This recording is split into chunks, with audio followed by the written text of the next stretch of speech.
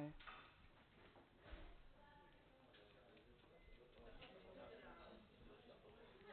Hi, everyone. Can you hear me over the speaker?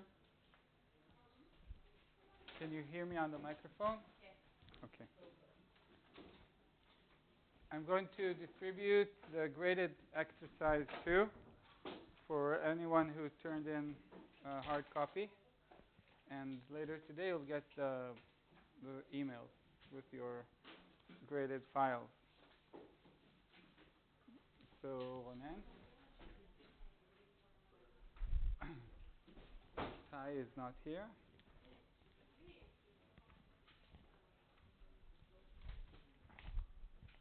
Chagai. Carmel. Okay. Lilach. A comment, if you got points taken off for things for mistakes that you also did in exercise 1, then you can come to me and I'll change the grade. Okay, I don't remember exactly what mistakes each one did in exercise 1. Lior Tiroshi. Neil. Rotem. Hadar.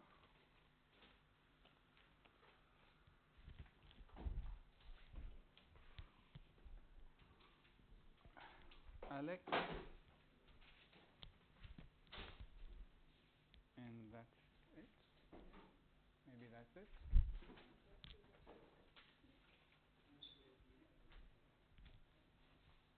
Did anyone turn in a hard copy and didn't get the exercise back? E-copy? Okay. Okay. So, going back to, right, everybody's busy with the exercises. Going back to our methods for checking whether there is a limit cycle in the system,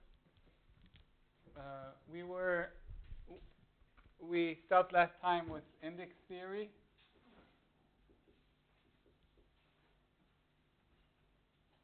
Where we said that we can draw a curve, a closed curve, on the phase plane. And if we check the directions of the vector field at different points along this curve,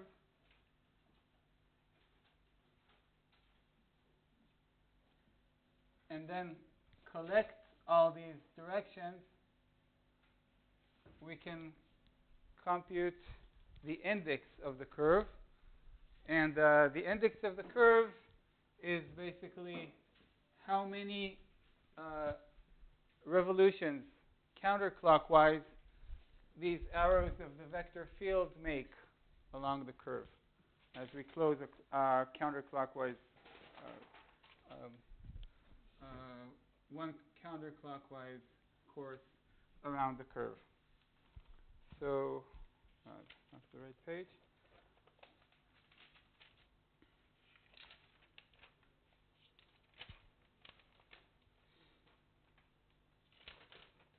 Okay. I wrote it like this.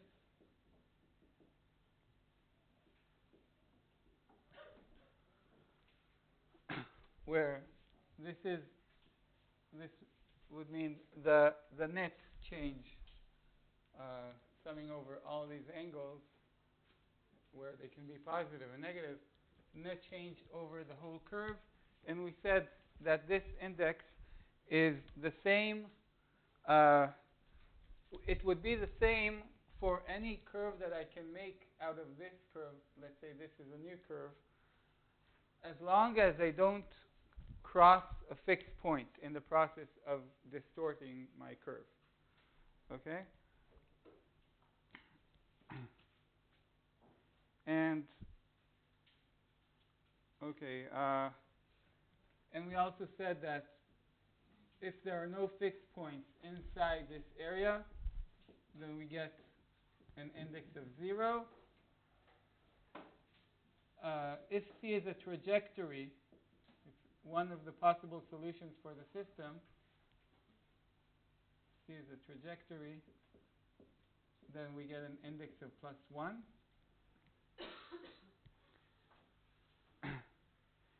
And, okay, so using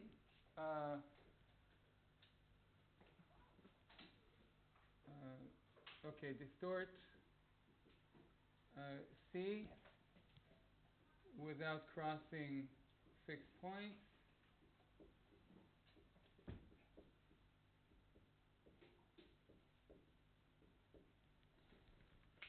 So the index is the same. So using this property, basically we can extend this definition of the index to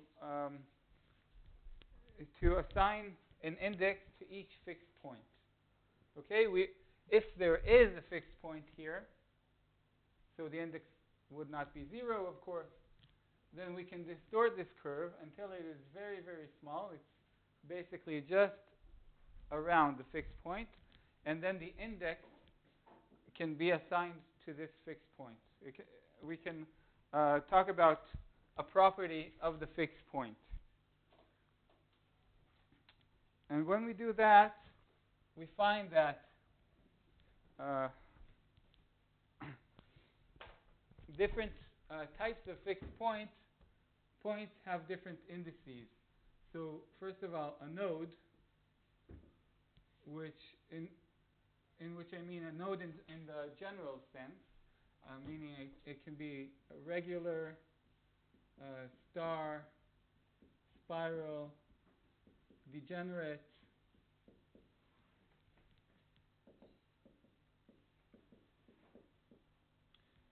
A node will always have an index of +1. A saddle will have an index of -1.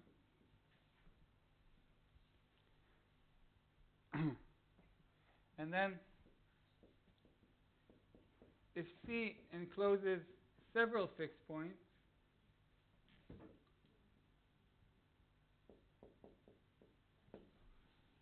then we can just sum over the indices of these fixed points and this will be the index of the curve.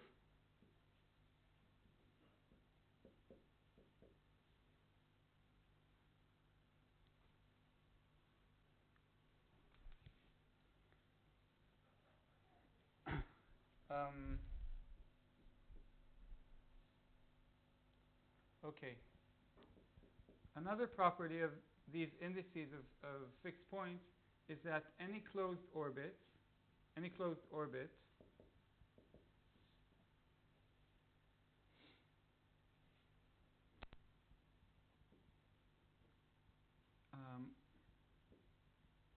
must enclose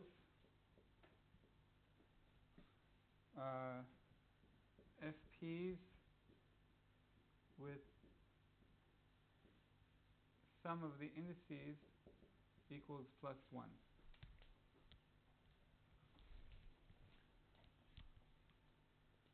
And remember, when we say closed orbit, it can be a limit cycle, but it can also be the closed orbits that we saw in the very beginning with the Romeo and Juliet model, where there were infinitely many closed orbits on the phase plane.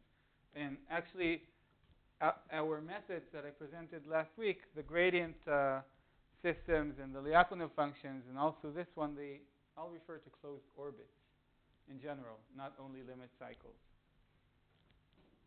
But we know that closed orbits are a very special case with tau equals 0 for the Jacobian.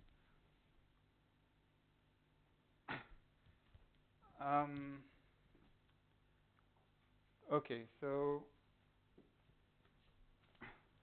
this is a very important property for us. It means that in any limit cycle, there will always be at least one fixed point. And if there is only one, then it must be a node. It will never be a saddle. If you see that there is a saddle inside the limit cycle, then you immediately know that there should be more than one node in order to compensate for it.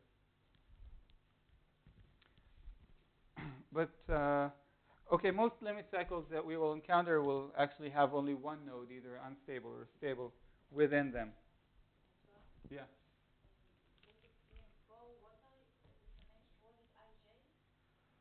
Well, J are the fixed points inside the curve. So these are the indices of the different fixed points inside the curve.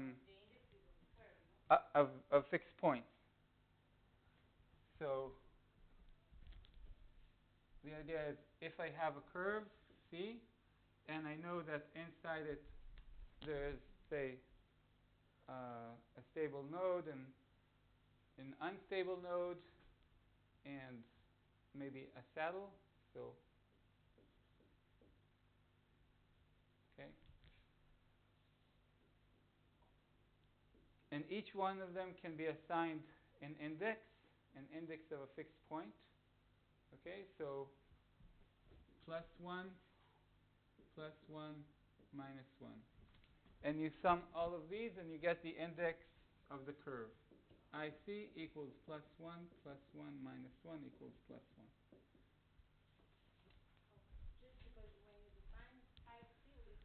For the curve. Yeah. Okay. Well, yeah, we could have used a different notation for indices of fixed points.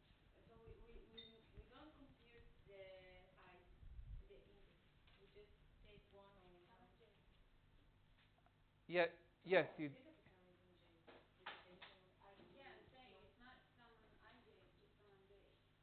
Yeah. Mm-hmm. No. Sorry. Sorry. The index of the sum is j, but you sum over the i's.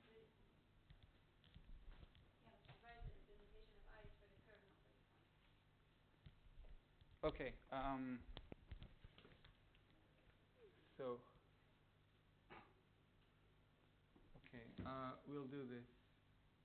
This will be the index for a fixed point.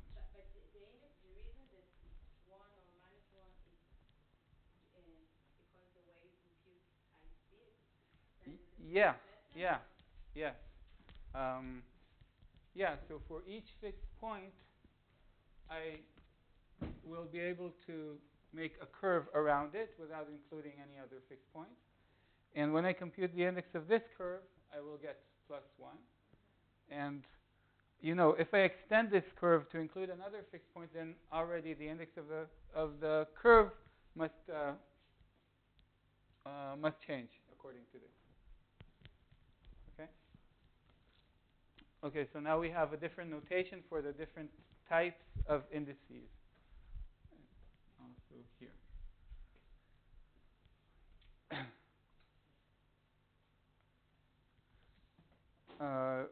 Which they're not actually different, right? Yeah.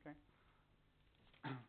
But what we are doing here is basically we are looking at the connection between the properties around the fixed point or around different fixed points and the properties on a more wider area of the phase plane, because here basically by computing the index of this curve, you can know something about the fixed points that are included in this whole area. Okay? So it's possible that sometimes it will be easy to calculate actually we'll see it today, to calculate the values of x dot and y dot, right? Y dot, x dot at at a wide area, but not at a close vicinity of the fixed points. Maybe the expressions are complicated. But so then it might be easy to calculate this and then infer something about the fixed points inside. Okay.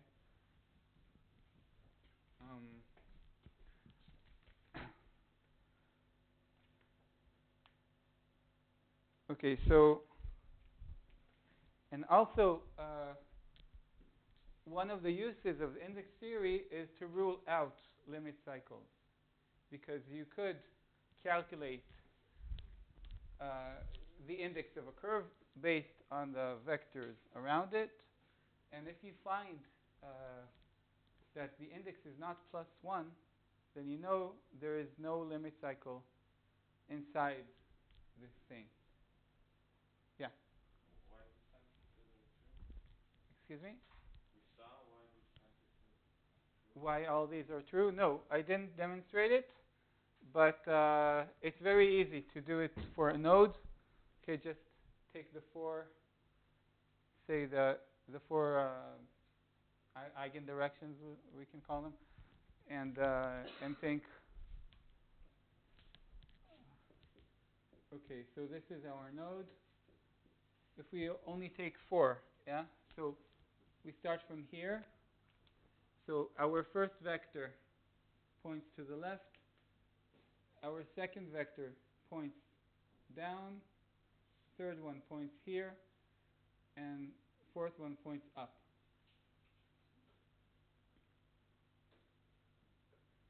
So as we completed one cycle around, okay, this will be my curve around the fixed point.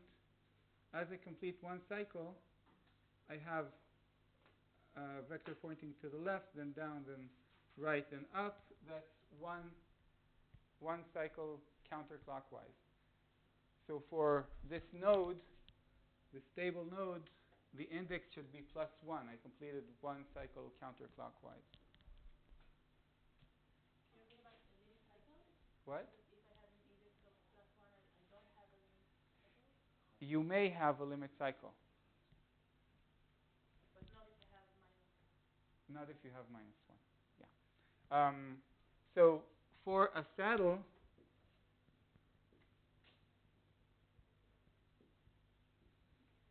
okay, saddle point, then my first, okay, this will be my curve. My first arrow points here. Why do you start from this point? It doesn't matter. Really Why doesn't. do you look counterclockwise? Why counterclockwise? Yeah. It's just a definition. I guess if it were clockwise, then we'd have to reverse all the signs here. Okay, number 1. Number 2 points up. Number 3 points to the right. And number 4 points down. And as I go counterclockwise, 1, 2, 3, 4. So 1, 2, 3, 4, they actually complete one cycle clockwise. So this will be minus 1 for the saddle. But it's always enough to take, you said that it's It might not be enough. point to take. Say again? Last week, there is meaning for the number of points to calculate the... Yeah, so if you would take 2 points, then you might not know if it's going clockwise or counterclockwise. I think 4 points should be enough. If in the exercise, I would prefer that you take more than 4, like 8. If you find points that are simple to substitute in x dot and y dot, do 8 of these just to be sure. But isn't it possible that if we take, for example, 4 points, and we see that it's plus 1, and then we take 16 points, then it's Yeah, different answer? in principle, yeah. Yeah, I think it's possible. Okay, so, I want to say something about why there can be no limit cycle in this small curve that I drew around the saddle point. Because last time we learned the existence and uniqueness theorem, which told us that trajectories cannot intersect each other. If there had been a limit cycle around this saddle point within the curve that I took, then it would have to intersect the stable and unstable manifolds of the saddle. Okay? Maybe if I go farther out, I will have a limit cycle, maybe, but then we know from here that I will have to include more fixed points, maybe fixed points that will kind of swallow the unstable manifold of the saddle, and then the limit cycle will not intersect it. So here I was very close to the saddle, so I knew that I can take these arrows of the stable and unstable manifolds. But why it's not the same for a node? Because also for node here you consider the So stable manifold. yes, so for a node, um, okay, so for a node here, I assume that on my curve there are these eigenvectors. Okay, but if I go farther out, then I might have a situation where there is an unstable limit cycle, in this case because it's a stable node, and all these kind of come from there. Okay. But you said that you can't be limit cycle around the saddle because once you encounter the unstable manifold you escape, right? What? No, because so if I have a saddle point,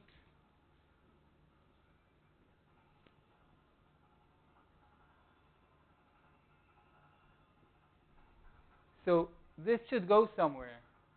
Okay. Say it goes into a stable limit cycle.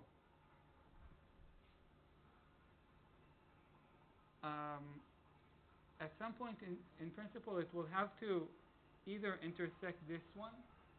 Okay. Um, But when you deal with nonlinear systems, it may happen. no. So no. Uh, it will not intersect. This If is you're the further away from the fixed point, you can have a limit cycle. yeah, but not around a saddle alone. Okay. Um, so yeah, it is possible that this one curves. Okay, and then you will not intersect it. It's even possible that it joins with this one. Okay, but it's then you have the problem of this one. It's kind of it's not possible. This is an interesting case that we'll see later today. I don't understand why this argument doesn't hold for the node too. For the node, Yes.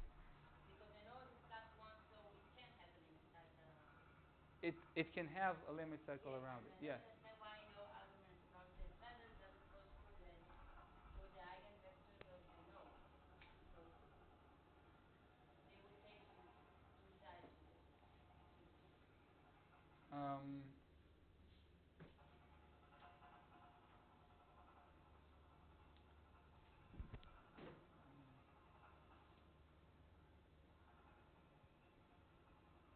so let's see.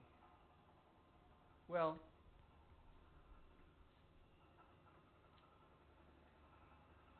wait a minute. For the node, it is possible that I will make a curve and actually enclose the limit cycle. It is possible. Yes. Yeah. Are you saying how does this I'm asking, I mean, the way your argument about why there can't be a limit cycle around the saddle, around the saddle? Yes. I can't understand why it doesn't happen around the node. Why it doesn't happen around the node? Because when you Well, basically because the directions of the arrows going into and out of the saddle are different. In the node, they're all either going into the node. That would be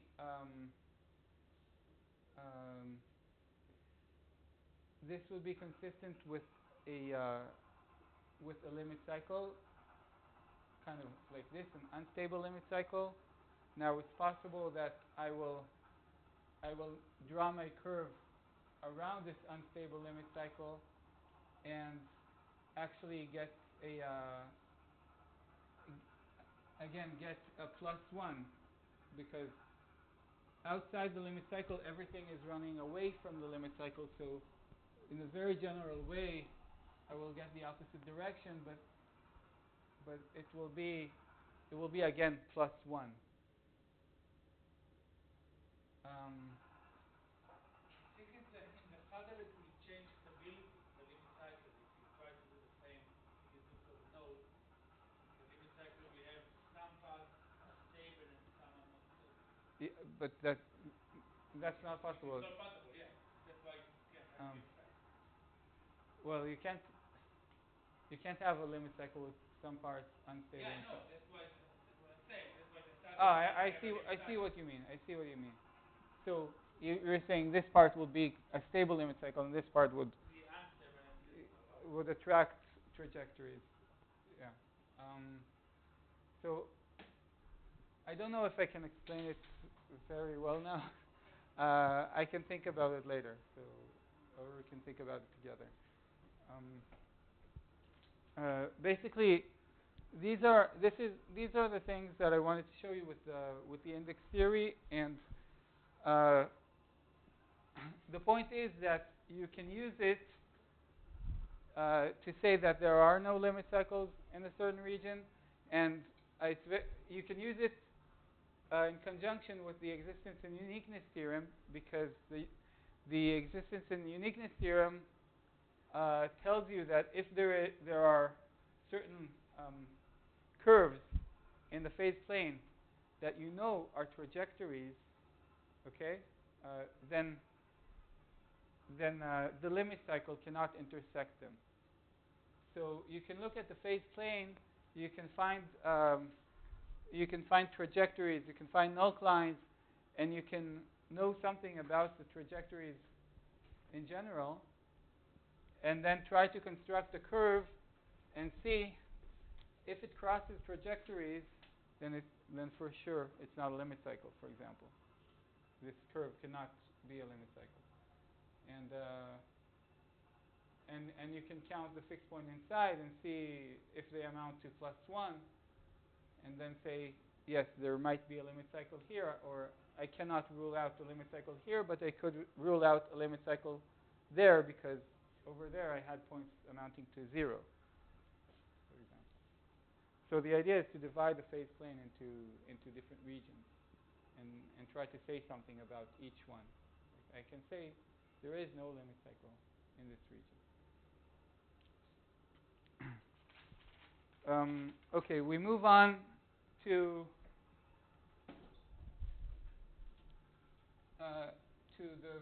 the only way that we are going to learn to establish that there is a limit cycle in the system.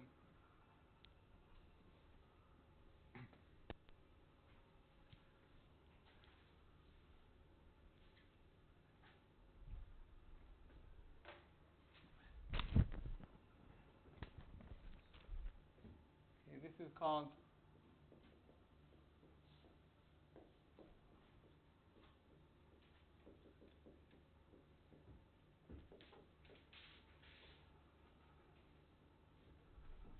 the Poincaré-Bendixson theorem. And what it states is this. Okay. Let R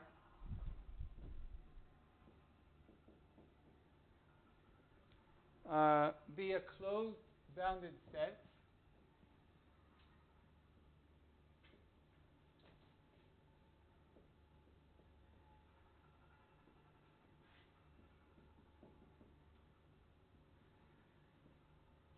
Okay, in fact, this will be my R.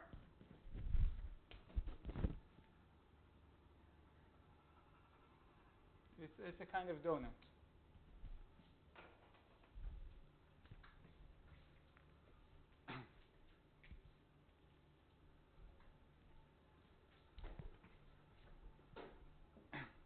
And let our system, our dynamical system, okay, we can say about it,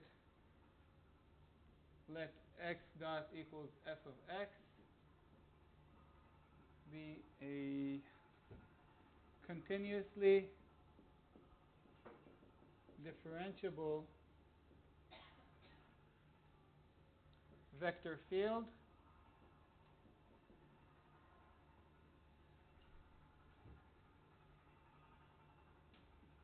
on an open set that contains R.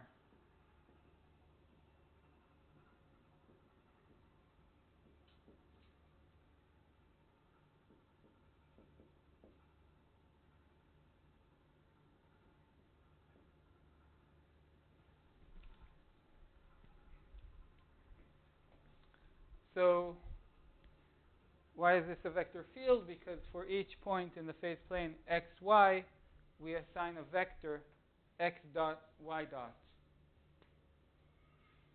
which tells us where the system will go in the next time step. Okay, third condition, R contains no fixed points.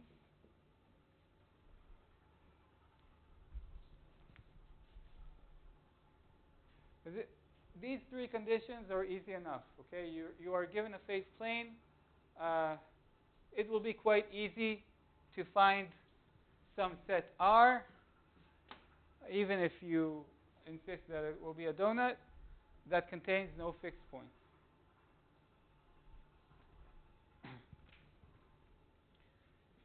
The fourth condition is the tricky one. Now, C is a trajectory.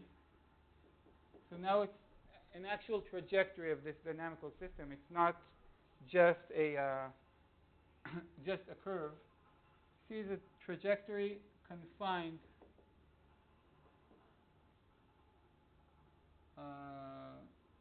confined to R, or confined to R. And the meaning of this is that C is a trajectory that starts inside R. Okay, we have our initial conditions. And it stays forever and ever inside R. Okay, we don't know what course it takes, but it never goes out of R. Okay, then C is a closed orbit.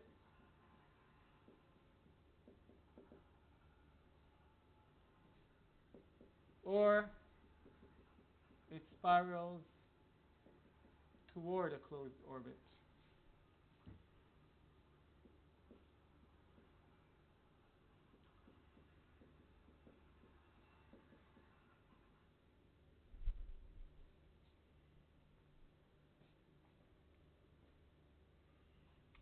Okay.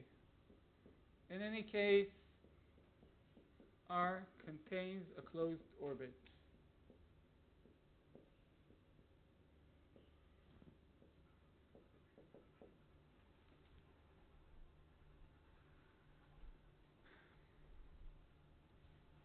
So what do we do with this? I said the three first conditions are quite easy, and then what do you do with this? And so in fact, you don't need to find a trajectory that stays forever inside R. What we do in order to implement this theorem is to construct some very special sort of field, R, sort of region, that traps all the trajectories. Okay? We call it a trapping region. And the idea is to, based on knowing our system, knowing this vector field, to be able to trap some closed region R, so a trapping region, where the vectors of the system will only lead into R. So on all of the boundaries of R, we will have vectors leading into R. And it doesn't matter how, how cunningly will do this. Okay, we can do it in a sophisticated way to manipulate everything so it will be a trapping region, and we are ensured that this trapping region will contain a closed orbit. So Yes. what's the limit model toward the closed orbit? So this is just because the way to converge to a closed orbit will be to spiral. Uh, Will end in closed. it will end in a closed orbit. Well, yeah, it will end in a closed orbit. Um, okay, so remember that there must be no fixed points within R, because otherwise we may have a trapping region, but everything will go into a stable fixed point. So that gives us nothing interesting. Okay, so I'm going to do an example. It will take us into the next lesson. I mean, we'll take a break and then continue the example.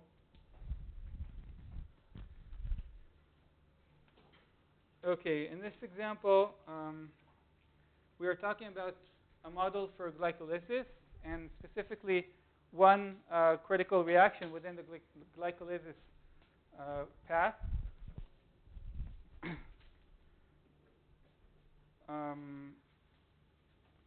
And this model is due to Selkov from 1968.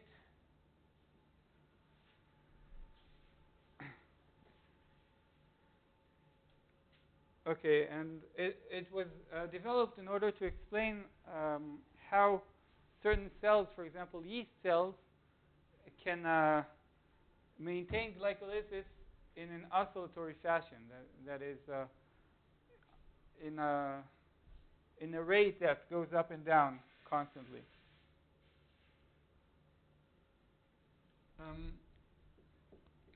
So I give here, these are the dimensionless equations.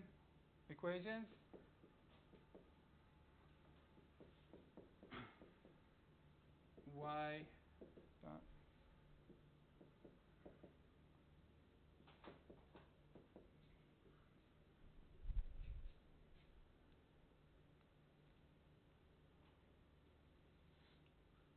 okay, so X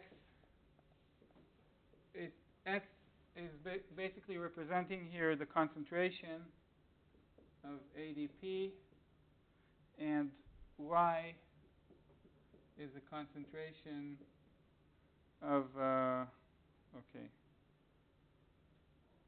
it's fructose 6-phosphate.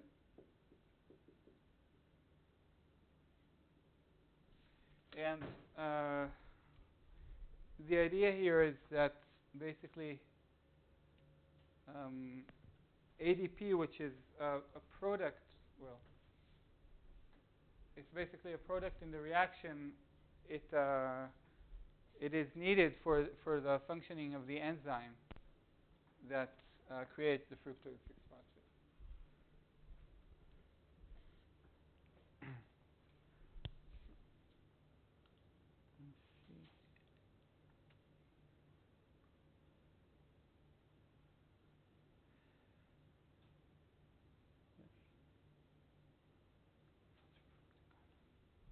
Yeah, so we are talking, the enzyme is phosphofructokinase.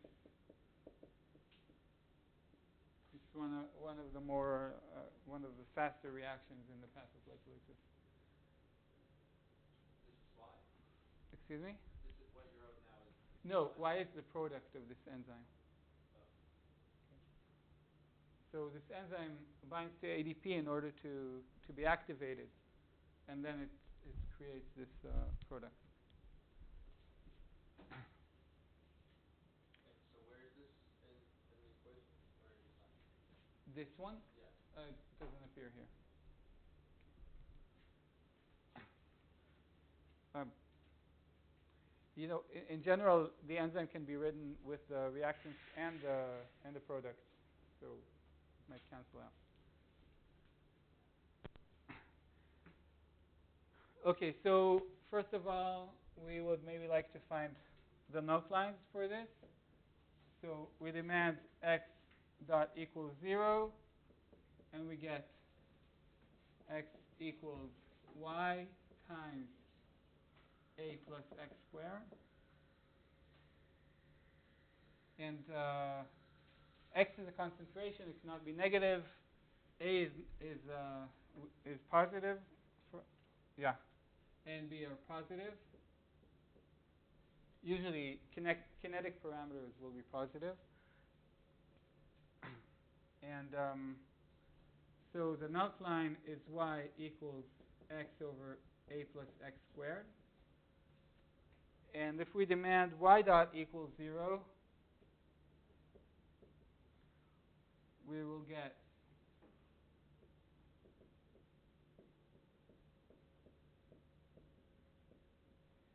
y equals b over a plus x squared. I will draw it here.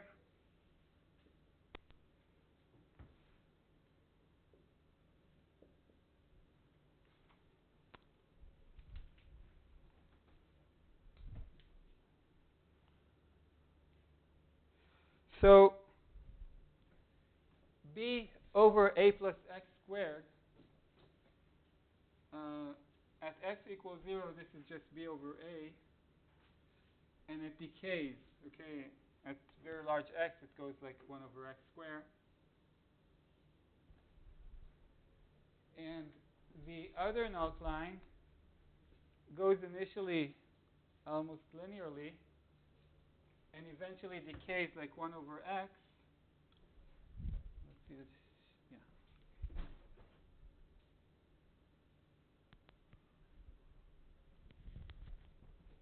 Has a maximum somewhere. Okay, so if they don't have to intersect, they have to intersect, because one decays as 1 over x and one decays as 1 over x squared. And here, this one starts from 0. So if B and A are finite, then it should start somewhere around here and intersect either here or there. I mean, if it starts here below the maximum, it must intersect here.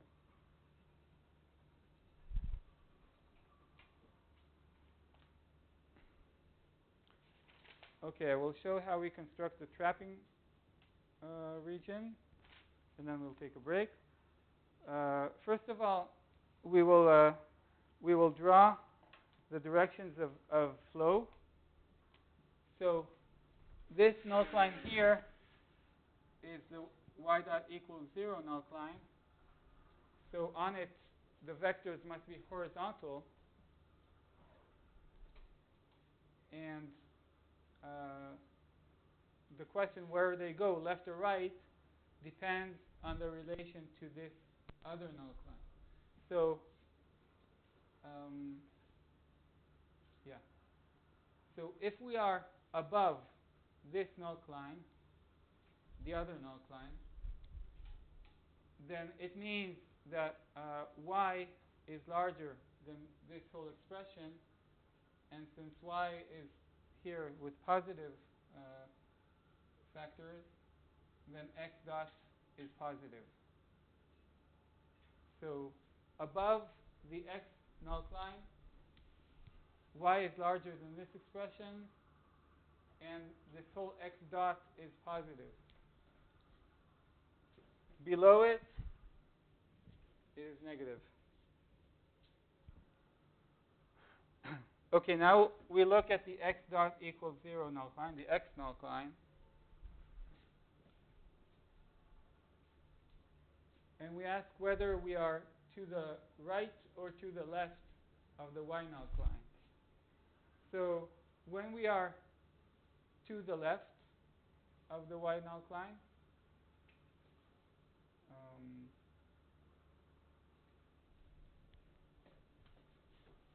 Whether we are. Yeah, okay, this is the y null line. When we are to the left of the y null line, then x is big, y is smaller.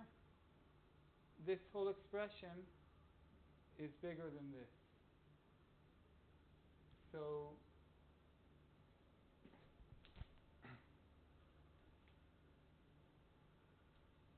this means that these terms coming from the denominator are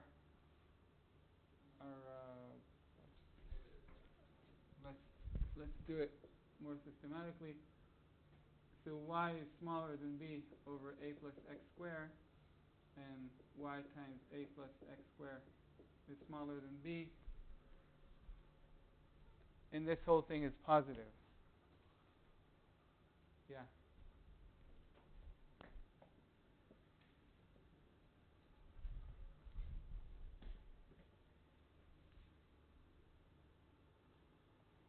Okay, and in between, what happens? So in between, the arrows agree with the closest null lines.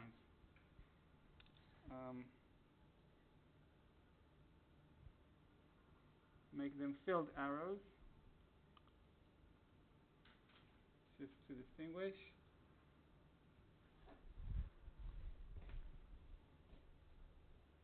Okay. So we'd like to construct our trapping region. So let's make use of the x and y axes. We know that on the x-axis, this is the general direction. It's always under the null line. On the y-axis, at least up to this point, this is the general direction. So we already have two sides for our trapping region. Okay, now we'll take some vertical line here. What happens on it? This is the direction in the area between the null lines, and this is the direction in the area under the y null line. So everything goes in. And if we take a horizontal line here, then we have this. Now we'd like to close the trapping region, but we are not sure about the slope of the vectors here. So we would like to close it with a line that will be less steep than the slope.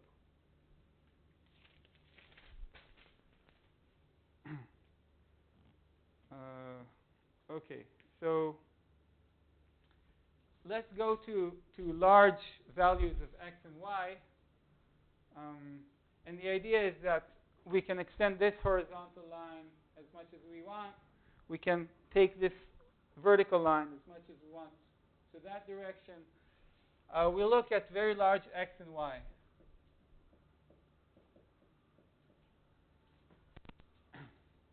So then we will get x dot equals x squared y. We'll make it. And y dot goes as minus x squared y. So we take only the cubic terms in this high range. And when we check for the slope of the vector, that's just y dot over x dot. This is minus 1. What do you need the slope of the vector? So I know these vectors at this region are going southeast. And I want to construct a trapping region whose boundary will trap all these vectors. Okay, so I have vectors. I don't know exactly their slope. I want to pass my boundary such that on the boundary, all the vectors will be steeper than my slope. So the vertical line goes just This one? yes, just until the last line. Stop. Yes. Ah. Okay.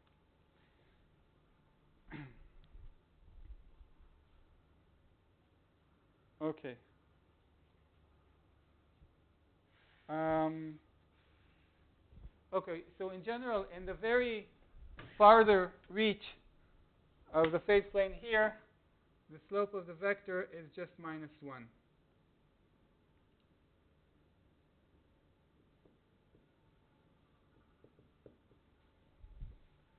We want to know further inside, we want to know what happens. So consider x dot minus. We want to know basically whether x dot or y dot is larger. If y dot is larger, then the slopes here will be steeper. If x dot is larger at this area, then the slope will be shallower. So x dot minus y dot. Okay, because I want to get to the break, this is basically b minus x. And so if x is larger than b, then minus y dot is larger than x dot, then the slope is steeper than minus 1.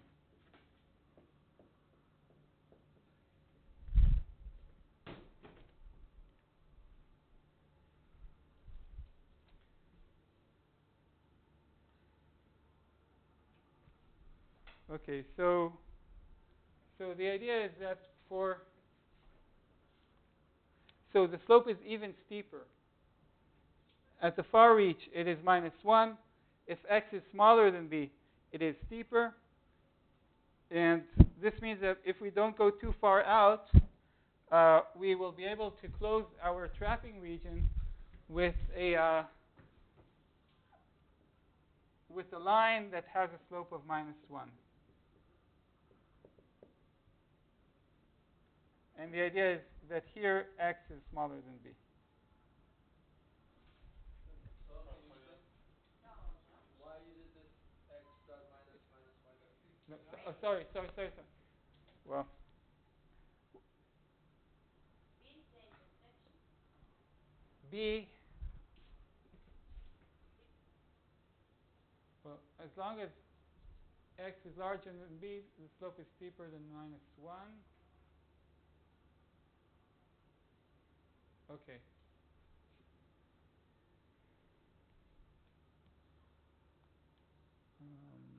Slope of minus 1.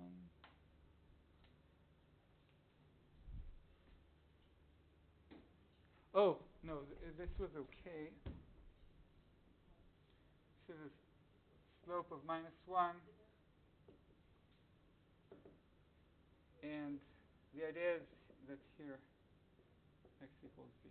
That we will start it from x. Yeah, I think. So why did I do this? Yeah. So this was an approximation for the very far reach.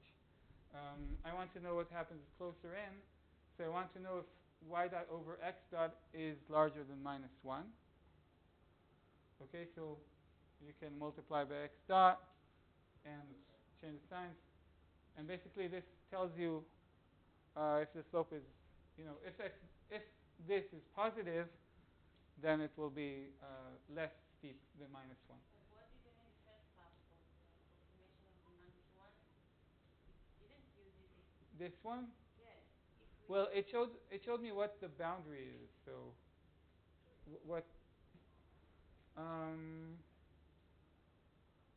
Yes, you know what? It's not essential. Not essential. Just to illustrate what happens over there, and that it holds. I mean, minus 1 steeper than minus 1. Here it's shallower than minus 1. Okay. The only thing left is the fixed point here. We don't know its stability yet, but in order to complete the trapping region, we would like here to have the vectors going out of the fixed point. So basically this means that if the fixed point is unstable,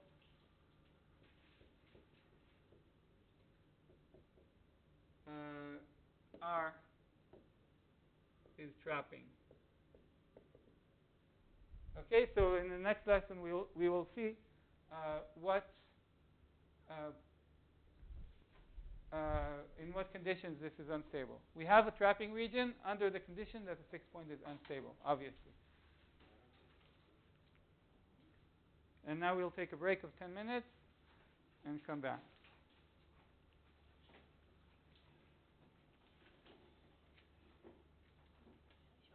כן.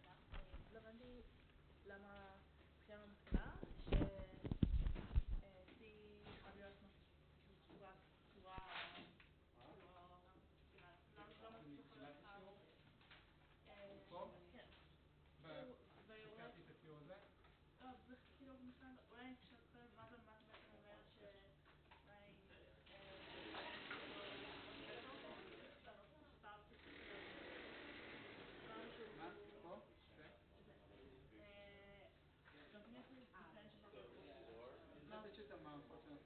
ומה אתה אומר?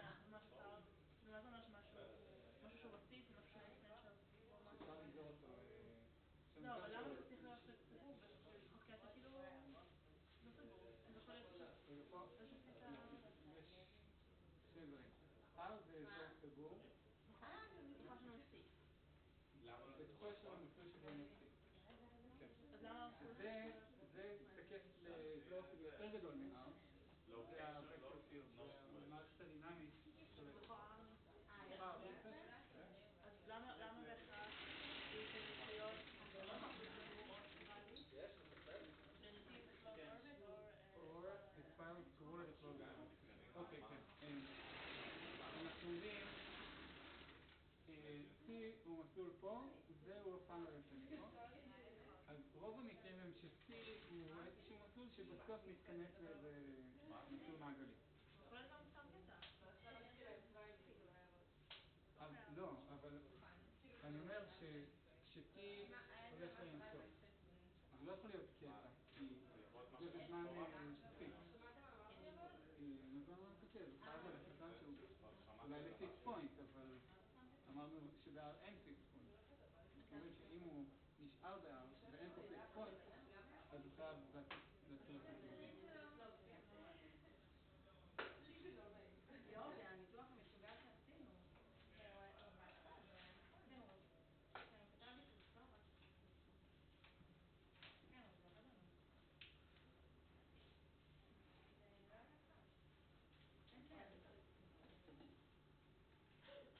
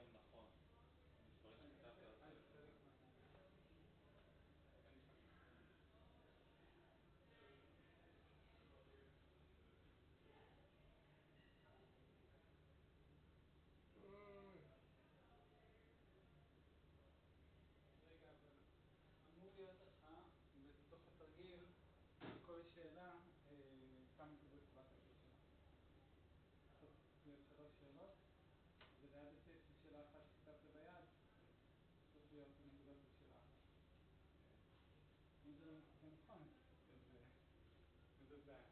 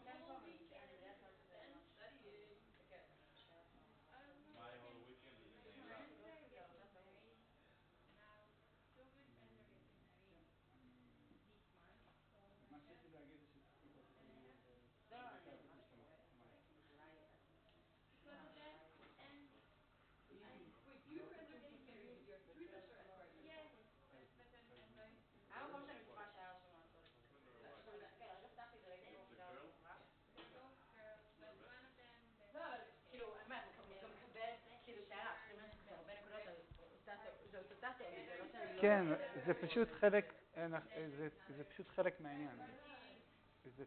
לצייר את כל הפייס פורטרט, זה גם חלק מהדרך.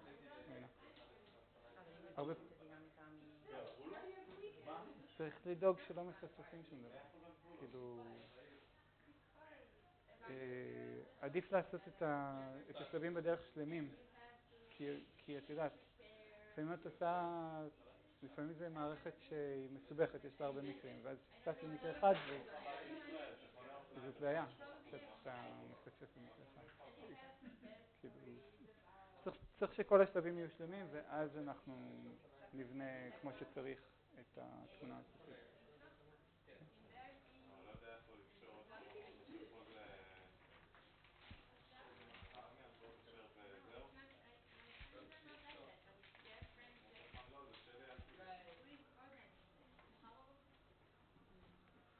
Okay, let's continue. So we found that we can construct a trapping region provided that this fixed point is unstable. So when we make the whole of the donut around this fixed point, then the trajectories will go into our donut. So what are the conditions for the fixed point to be unstable? First of all, well, we did not calculate the value of the fixed point, but what? I cannot? It's b and b over a plus b squared. Yes. So let's write it over here. Okay. Fixed point is it's b over a plus b squared.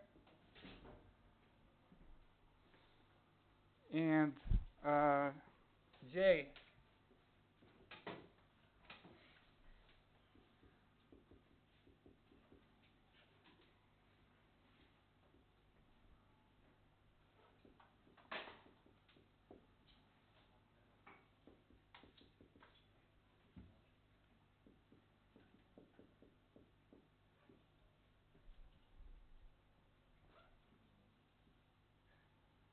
and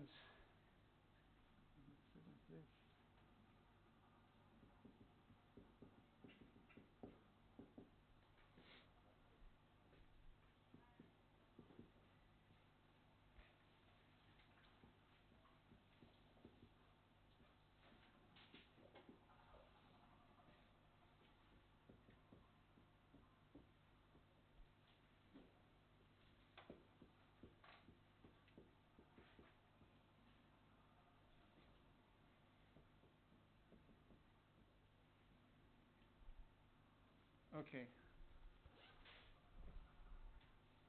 So I will start from the determinant.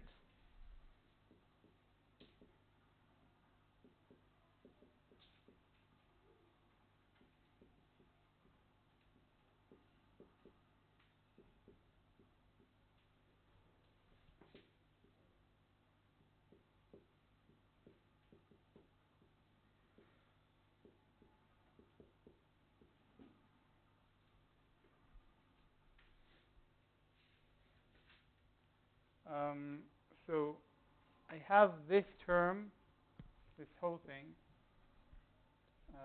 cancel with this term when we'll multiply by this. And I am left with a plus b squared. And I know this is positive because a and b are positive.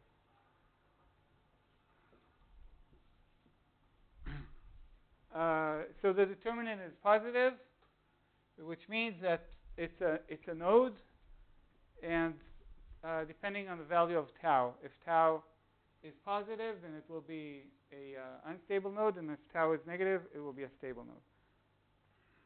Okay, so now for tau.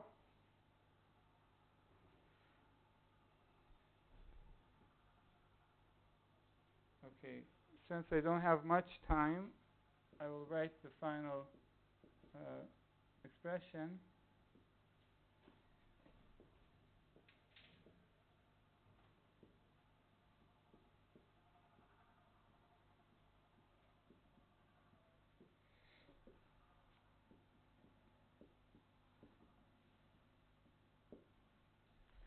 Okay.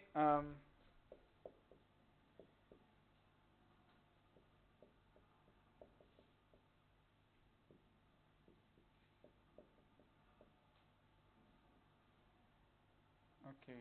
What do I do with this final expression? First of all, the denominator is positive, so I don't care about it. This is negative, so I care about this expression. And this is basically a quadratic formula over b squared. Okay? So I can write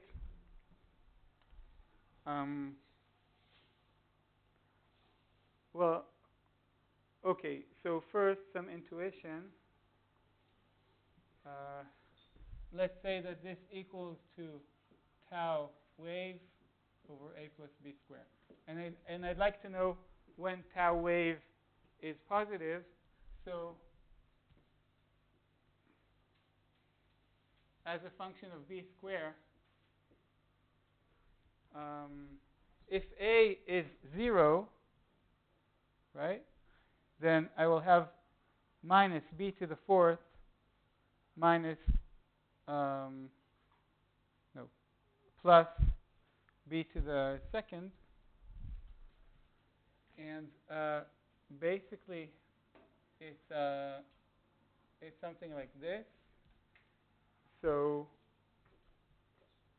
there will be a boundary between positive and negative values, and then what happens is when a is not 0, then this thing will shift. And I might get a certain range. And this depends on the roots of this quadratic equation. So basically b squared is equal to 1/2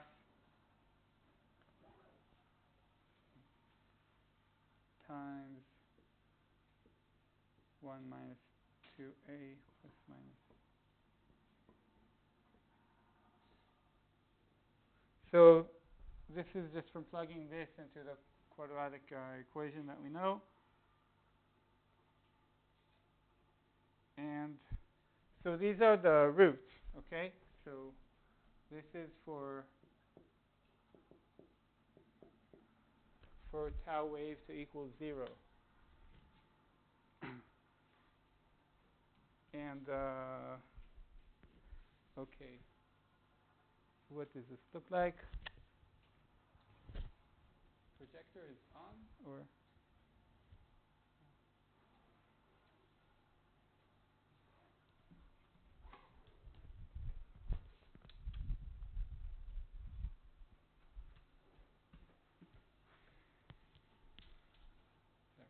Okay, so we'll wait for a few moments. And if I take the root of this, I get plus minus 1.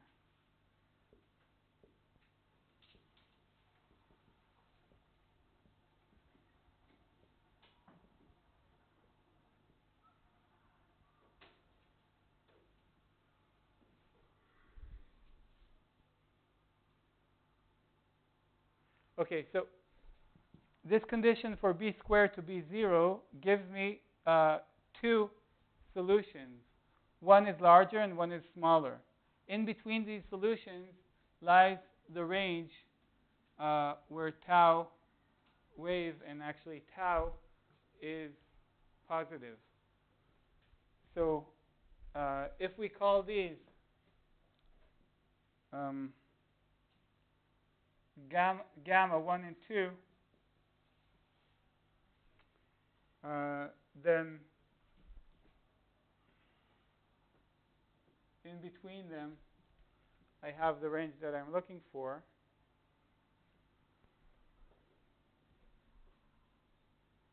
And I'll show it in MATLAB.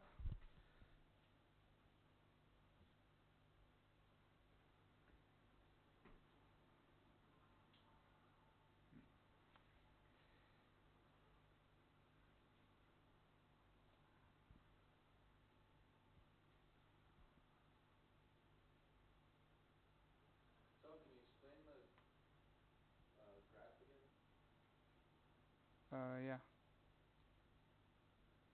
Which one? This one? Yeah. Okay, so this is like a quadratic equation on b square. It's a parabola in, versus b square. And it's the leading term is negative. So it's an upside down parabola. When a is 0, so I have here minus b to the fourth plus, because this minus and this minus cancel, minus b to the fourth plus b squared. Okay, so it is 0 at the origin. And, well, this plus, minus b to the fourth plus b squared. So if it's 0 at the origin and it's an upside down parabola, it's basically this. Yeah. Minus b to the fourth plus b squared times 1 minus b squared. Yeah, so it crosses at 1. Right. And I'm looking for the range in which it is positive, so this is the range for a equals 0. When a does not equal 0, then this, well, I didn't show y, but it shifts. And I'll show y just now. What's the upper parabola that you drew? A is not 0. This one, so this is a third dimension, and this is somewhere along the third dimension. This is the parabola for some value of a that is not 0. Okay.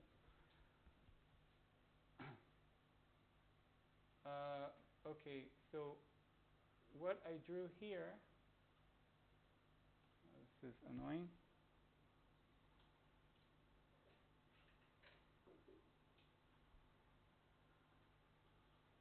Okay, you can see it up there. The axes are, like, b squared is on the y-axis? Yes, b squared is on the y-axis. Is this too confusing? No. So b, you see here, this is a. So for a equals 0, this is like I told you. B squared that is positive lies between 0 and 1. And for a that is not 0, then this is what I was talking about. The roots marked by gamma 1 and gamma 2 are these curves. The green and the blue. So these are the places where tau is 0, and in between the curve it is positive. So taking the square root of this expression that we got gives me this, and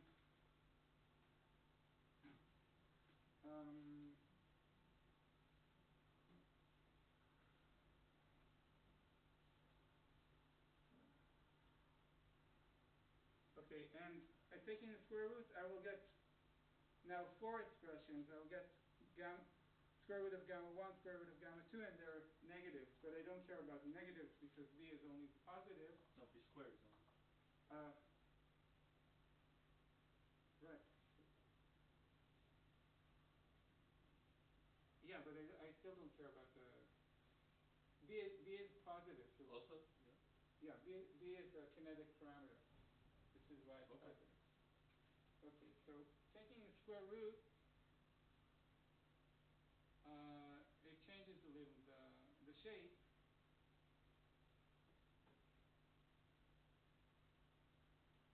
Okay, I call this delta. So delta will be the square root of gamma. It changes a little the shape, but still I have this region in which tau is positive, and what we said is that within this region there is a limit cycle. Within this region, this fixed point is unstable. We are able to construct a trapping region, and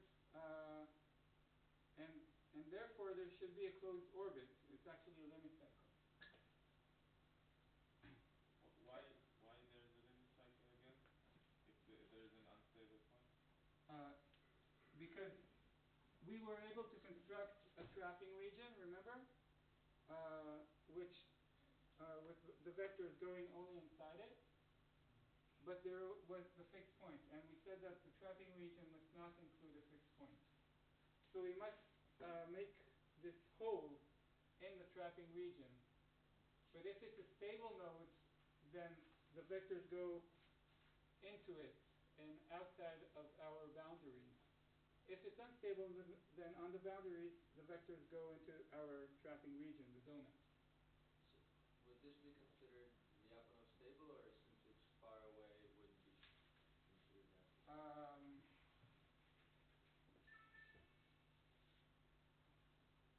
Yeah, so for the Lyapunov stable, we only consider the close vicinity. Okay? When it is stable, well, when it is stable, there is no limit cycle and it is globally stable. Otherwise, it's unstable, so you don't have the Lyapunov stable. The trapping region is for the fourth condition. The condition was to see the trajectory confined to R. So if we construct a trapping region, it means that That it's confined, that, yeah, that anything not that a starts state. inside, yeah, cannot escape. So where is the root, the trajectory of the limit cycle? Where is it? Is it It goes somewhere along here. but is it inside the fixed point? Is it No. inside? It's in the trapping region. The trapping region is the donut around the fixed point. So the limit cycle is trapped in this donut.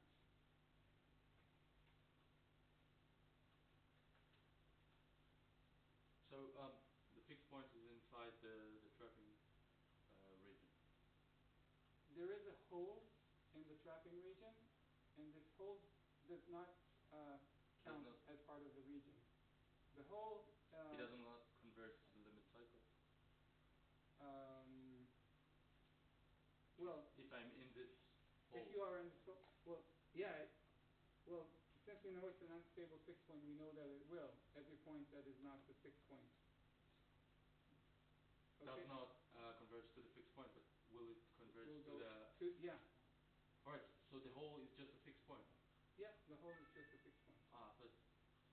Yeah, it can get as close as you want to the fixed point.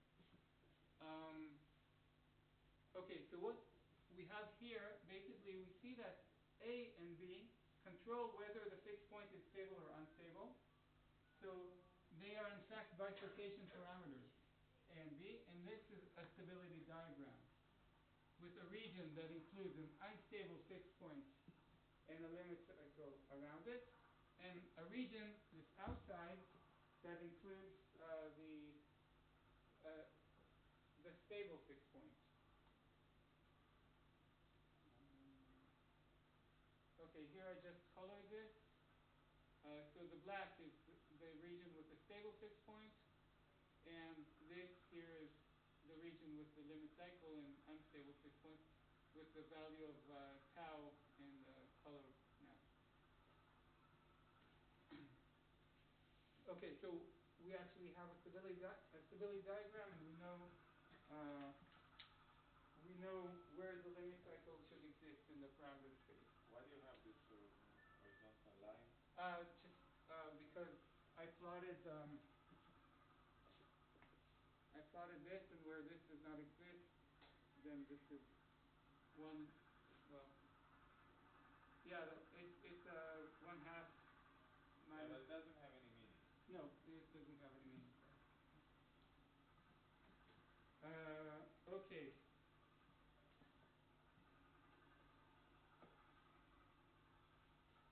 I mean, for stable fixed points, so there's I can be close enough to the fixed point and I will converge to the fixed point, right?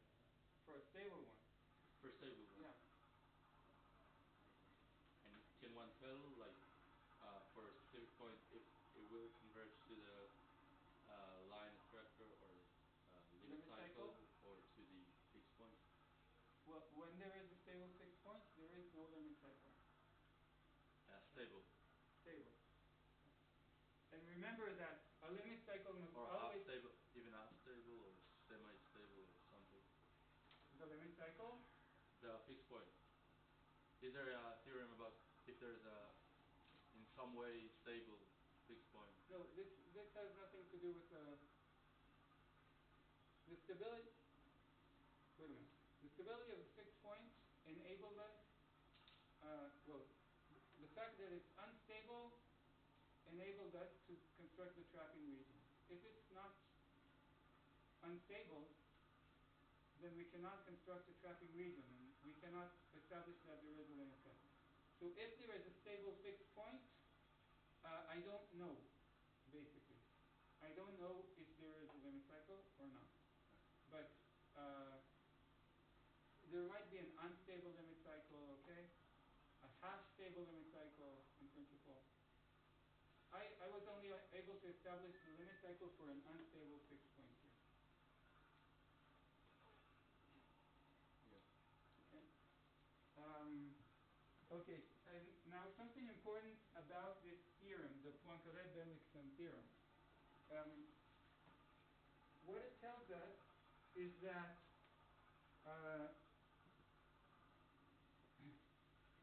that if you have a closed region of the phase plane, of the two-dimensional plane, and you have a trajectory that is confined to it, it must go into a limit cycle, formally a closed orbit, but it must converge to a limit cycle in general. That is in two dimensions. Now, this theorem does not hold for three dimensions and more. In three dimensions, you can construct a region where trajectories will be trapped, but they will not go into a limit cycle. Okay? They will just keep going on in this region, never repeating themselves, and this is called the strange attractor. We'll see it in the next one. This is a phenomenon of chaos theory, and in essence, the Poincaré-Bendixson theorem tells us that we cannot have chaos in a two-dimensional system, in a two-dimensional continuous system. When you go to the street, that's something else. Okay? So this is the implication, and it's very interesting. Remember that in the first, or in the one-dimensional system, we could not have oscillations. Now we went to two dimensions and we got oscillations like spirals, enclosed orbits, and limit cycles. When we go to three dimensions, we add new phenomena that are chaos phenomena, like the strange attractors. So each dimension gives us new things here. Like when the system is stable, it's a stable spiral? Or Say again? when it's stable, it's supposed to be a stable spiral? Here? Yes. Okay, we'll get to it shortly. Okay. Okay, we have some time left, and I'd like to move on to the next topic.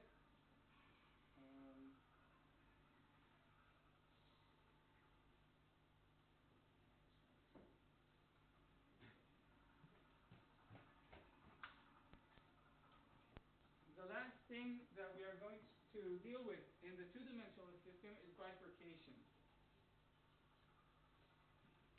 And in the two-dimensional system, we have some additional types of bifurcation, in part because we have additional phenomena, like the saddle point, and the limit cycles, for example.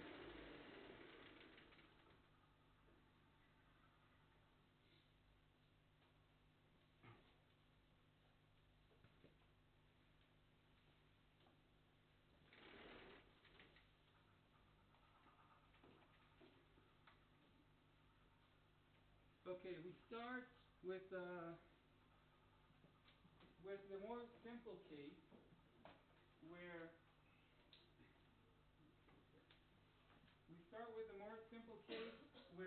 the bifurcation happens only along one axis. Okay? So we can have a system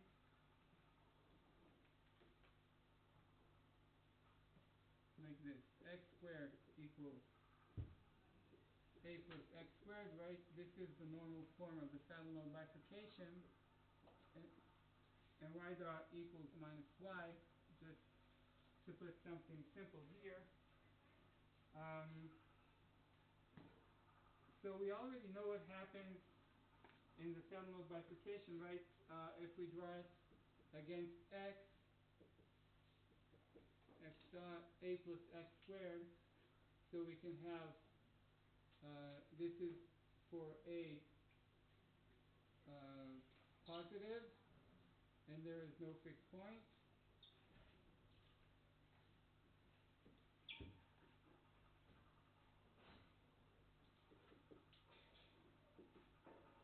And for a equals 0, we'll have a half stable fixed point. So And this is just an example? what? So this is just an This is example? just an example. Yeah. But it will lead us to a phenomenon that I want you to see. And for negative a,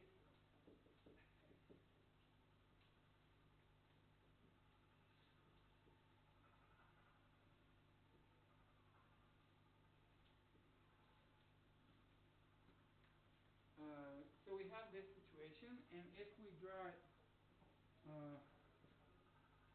on the two-dimensional plane in 3 plots corresponding to the 3 plots that I just did,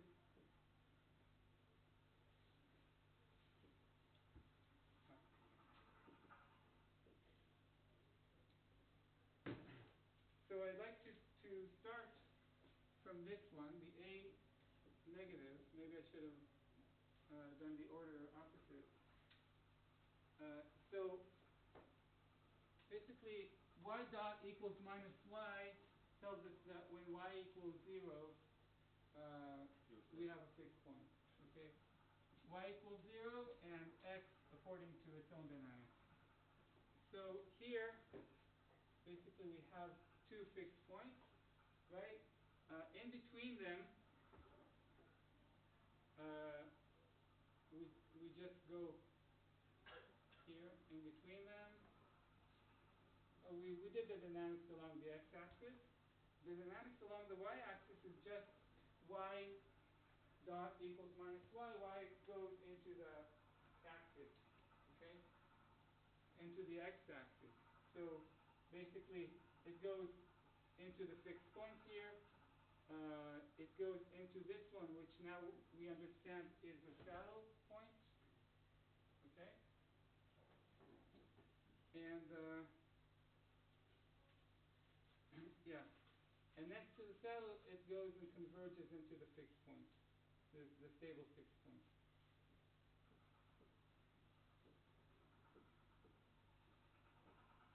So we have here a saddle and a stable node.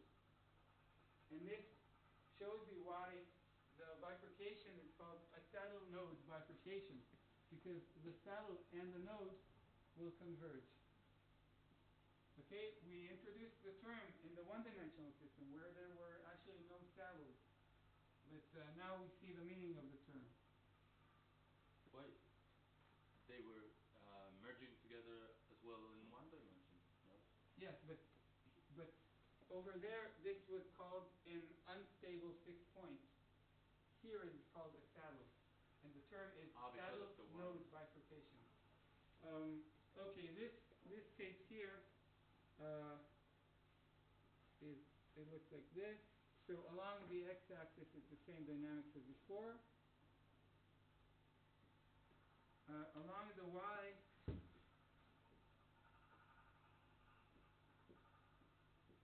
it just reflects the dynamics of the x-axis.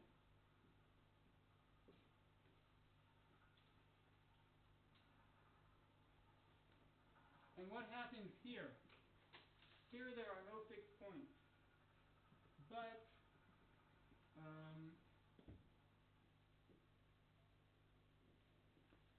notice how here at the origin the flows are very slow. Okay? And basically things go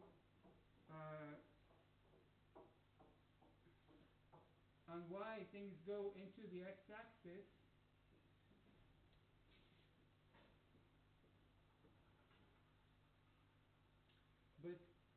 here, at the origin of axes, we have an area where things slow down.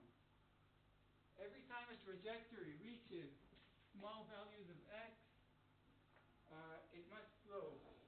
After it passes this region, it can go faster.